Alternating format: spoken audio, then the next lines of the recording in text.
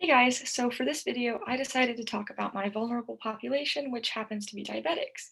Now, I know a lot of you know about diabetes, but I'll just give you a quick rundown. So it's an autoimmune disease in which the pancreas and the beta cells aren't able to secrete insulin well enough.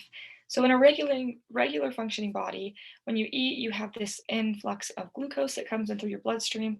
Your pancreas then secretes insulin so that it can break down the sugars and your cells and your body can use it and pretty much be fed and have energy. Great. But with diabetics, those cells that secrete insulin don't work because they've been destroyed by your autoimmune system or by your immune system. That's why it's an autoimmune disease.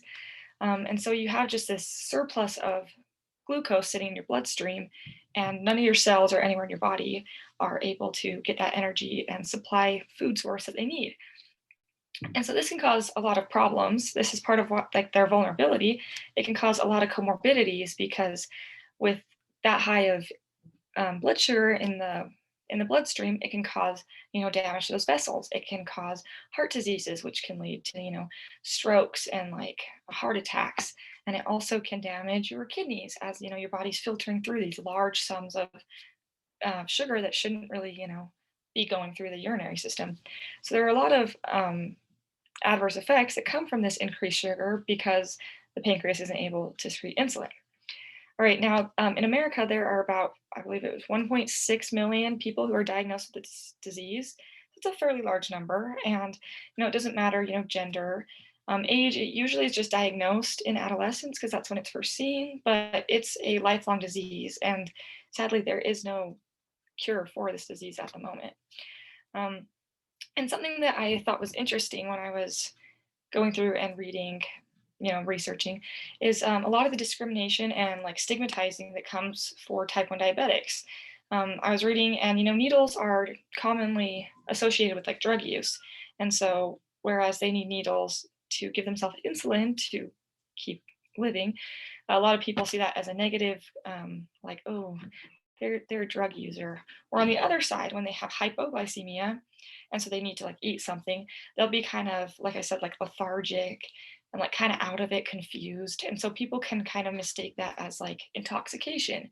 And so on both spectrums of like too high or too low blood sugar, if it's not managed quickly, it can lead to problems. But people see that negatively before because they don't really understand that it's like a life-threatening situation. And so the healthcare system, they've been a lot better. I've noticed a lot of increase in like education and like with diagnosis and management of diabetes, like signs and symptoms to look for, like the polyuria, polydipsia, polyphagia, those type of things. And they have been better at A1C and teaching education on like diet and exercise regimens. But I mean, the big hot topic with diabetes and healthcare system is insulin, because these individuals, they need insulin to survive. Like they have to use it for their body to get that energy. So it's like a necessary drug that they need. However, the problem that a lot of people are running into is the high cost and lack of accessibility to getting this insulin. It's widely produced and available, but a lot of these lower income individuals and even those that are better off have a really hard time affording for this medication when they need it on a daily basis.